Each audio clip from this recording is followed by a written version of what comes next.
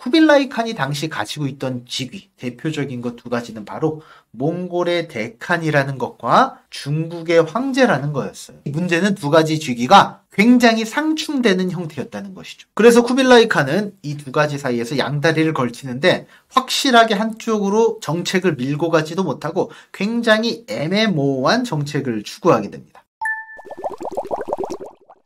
중국의 역대 왕조는 한족 왕조와 이민족 왕조로 나눌 수 있을 것 같아요. 한나라, 송나라, 명나라 이런 나라들이 한족이 중심이 돼서 세운 왕조들이고 요나라나 원나라, 청나라들이 이민족이 유입돼서 세운 왕조의 대표적인 국가들이죠. 이민족 왕조의 특징은 우리가 잘 알다시피 소수잖아요. 그러니까 지배계층이 소수기 때문에 피지배계층인 다수인 한족에 동화되었다는 특징이 있어요. 많은 이민족 왕조들이 대부분 동화되고 한족에 흡수돼서 나중에 나라나 민족 자체가 없어지는 경우가 많았잖아요. 요나라를 세운 거란족이나 청나라를 세운 여진 만주족 같은 경우도 흔적을 딱히 찾아보기 힘들 정도로 완벽하게 한족에 흡수된 경향이 있어요. 근데 이 한족에 흡수되지 않은 다른 특별한 힘이 있어요. 바로 원나라예요. 이 원나라는 몽골족은 지금 중국에 동화되지 않았기 때문에 따로 몽골이란 나라가 물론 존재할 수도 있을 거예요.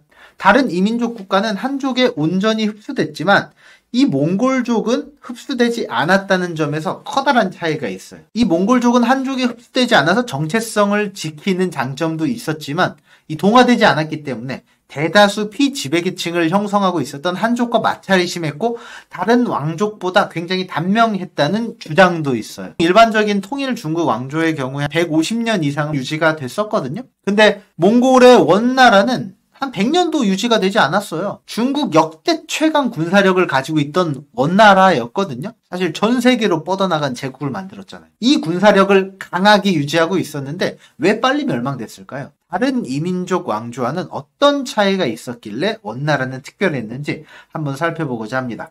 사실 이 원나라에 앞선 이민족 왕조를 간단하게 살펴보면 여진족이 세운 금나라도 있을 수 있고 거란족이 세운 요나라도 있을 수 있잖아요. 이 나라들이 통치하던 지배구조는 굉장히 단순했어요. 이렇게 삼각형으로 표시를 해보면 소수의 지배계층이 있죠. 그리고 대다수의 피지배계층이 있죠. 당연히 지배계층은 여진이나 거란 같은 이민족이었고 피지배계층은 대다수를 차지하던 한족이었겠죠. 그래서 처음에는 소수의 지배계층이 다수인 피지배계층을 지배하는 형식으로 되는데 지배를 하다 보니까 무 자르듯이 지배랑 피지배를 딱 자를 수가 없는 거예요. 왜냐면 지배계층이 지배하다가 야 이렇게 해 명령 내리기도 하고 피지배계층이 이렇게 했습니다 보고하기도 하고 자연스럽게 섞이게 되는 거예요. 그리고 지배계층이 모든 범위를 다 관할할 수 없잖아요. 그러니까 당연히 행정이나 조세 같은 전문 행정 인력을 한족에서 등용을 할 수밖에 없잖아요. 그럼 한족이 출세도 하고 승진도 하고 또 지배계층과 이렇게 섞이게 되는 거예요. 자연스럽게 동화되는 현상이 일어나죠. 그래서 지배와 피지배계층의 경계가 처음에는 명확했지만 나중에는 지배계층과 피지배계층의 경계가 굉장히 애매모호해진 거죠. 결국 동화돼 버린 거죠. 이런 일반적인 이민족의 지배 구조와는 달리 원나라는 조금 특별했어요. 우리가 예전에 역사 교과서에서 많이 보셨던 형태일 텐데 기본적으로 지배계층과 피지배계층이 있었다는 것은 동일하거든요. 이렇게 쭉 자르게 되면 이 1290년의 호구조사를 바탕으로 만든 도표예요. 기본적으로 몽골족이 있었거든요. 1.5%를 차지하던 몽골족은 100만 명 정도였어요. 그리고 그 밑에 생목인이 있었죠. 역시 100만 명이에요. 그 밑에 한인이 있어요. 주로 양자강 북쪽의 사람들을 한인이라고 당시 불렀어요. 그리고 양자강 남쪽, 남송치하의 한족을 당시 남인으로 약간 구별을 했거든요. 그래서 한인과 남인이 1000만 명과 6천만 이렇게 됐었어요. 그래서 이 한인과 남인을 크게 봐서 한족으로 묶으면 대다수의 피지배계층은 동의를 하죠. 다른 이민족 왕조와. 근데 지배 계급을 보면 약간 특별해요. 다른 이민족과 같은 몽골족이 지배 계층의 최상단을 차지하고 있었죠. 약 100만 호를 차지하고 있었잖아요. 근데 지배 계층의 특별한 계급이 하나 더 껴있어요. 바로 우리가 많이 들어본 생목인이에요. 이 생목인이 100만 호가 있었는데 몽골족과 한족 중간에 완충 역할을 하는 그런 계급이 있었던 거죠. 생목인은 각생 명목의 줄임말인데 생목이란 말에서 우리 알 수 있듯이 눈목자를 쓰잖아요. 그래서 눈에 색깔이 있는 민족이라고 보시면 되죠. 뭐 서양인이 될 수도 있고 아랍인이 될 수도 있고 페르시아인이 될 수도 있고 그 당시 있던 외국인을 통칭하는 말이었어요. 실제 역사 기록에 보게 되면 고려인도 원나라에서 관리로 등용됐다라는 기록이 있는 걸로 봐서 고려인도 외국인이었으니까 생목인으로 어느 정도 취급을 해줬을 수도 있다. 이런 해석도 가능할 것 같아요.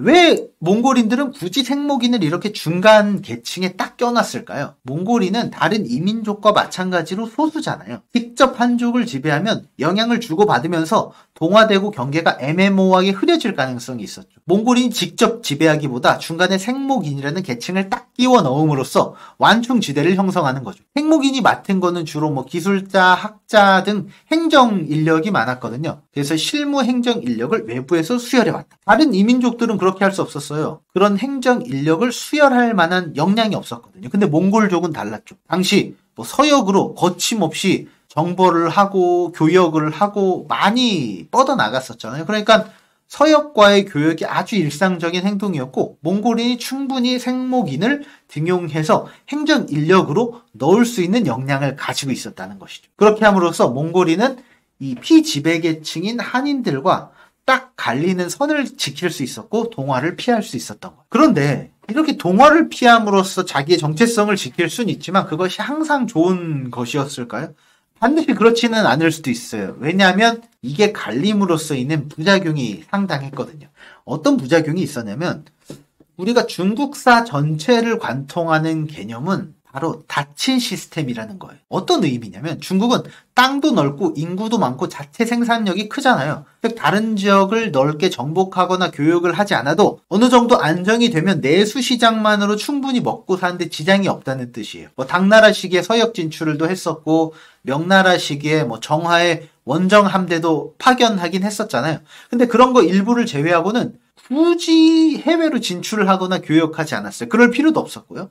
그래서 닫힌 시스템을 지향했어요. 근데 몽골은 완전 반대였다는 말이에요. 계속해던 팽창 정책을 유지하던 제국이었어. 끊임없이 정복하고 진출하고 우리가 교과서에서 많이 본 몽골 제국 지도를 봐도 알겠지만 크기가 어마어마하거든요. 제국을 열린 시스템으로 생각한 거예요. 그래서 중국의 역대 왕조가 농업을 중요시한 이유도 여기서 나와요. 농업은 땅에서 출발하는 1차 산업이거든요. 이동하지 않아요. 중국 왕조는 기본으로 농업을 중심에 두고 이민족이 세운 왕조라 하더라도 한족에 동화돼서 결국 농업 중심 국가로 바뀌게 되는 거죠. 그래서 정주가 핵심이었어요. 그런데 가치의 형태를 바꿔서 부가가치를 창출하는 공업 그리고 상업 이런 것들은 어땠을까요? 한 곳에 머무르면 안 되죠. 한 가지 형태로 있으면 값어치가 계속 떨어지는 거예요. 한 곳에 머무르지 않고 계속 바깥쪽으로 팽창하면서 교역해야지만 부가가치가 창출되고 돈을 벌어들일 수 있는 거죠.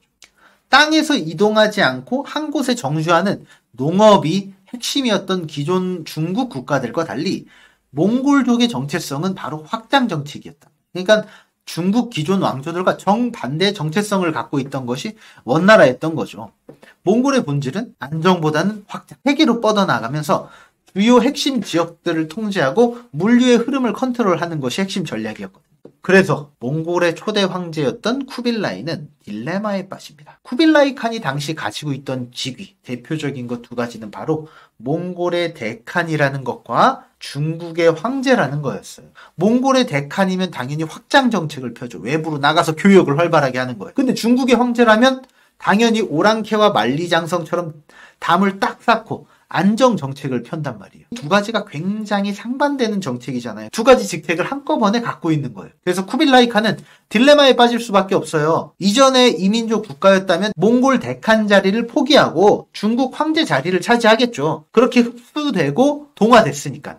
근데 몽골은 흡수 동화되는 정책을 펴지 않았잖아요. 가운데 생목인을 두면서 흡수되는 것을 극도로 경계했단 말이에요. 그러면 쿠빌라이 칸은 두 가지 직위를 함께 끌고 갈 수밖에 없었죠. 근데 이 문제는 두 가지 직위가 굉장히 상충되는 형태였다는 것이죠. 그래서 쿠빌라이 칸은 이 두 가지 사이에서 양다리를 걸치는데 확실하게 한쪽으로 정책을 밀고 가지도 못하고 굉장히 애매모호한 정책을 추구하게 됩니다. 실제로 당시 원나라에서는 두 가지 노선을 두고 치열한 권력 투쟁이 있었거든요. 먼저 쿠빌라이 칸이 재상으로 등용한 무슬림이 있었는데 바로 아흐마드예요. 이 아흐마드는 이제파의 대장이에요. 이제라는 말에서 알 수 있듯이 딱 봐도 재물을 사용해서 교역을 활발하게 하는 상업을 중시하는 파벌이죠. 적극적인 경제 정책을 목표로 했어요. 이 아흐마드는 오르톡의 상인 출신인데 무려 20년 동안 원나라의 재정, 산업, 농업에서 정권을 쥐고 다 흔드는 정책을 합니다. 그래서 쿠빌라이는 이 몽골의 정체성과 굉장히 딱 떨어지는 정책이기 때문에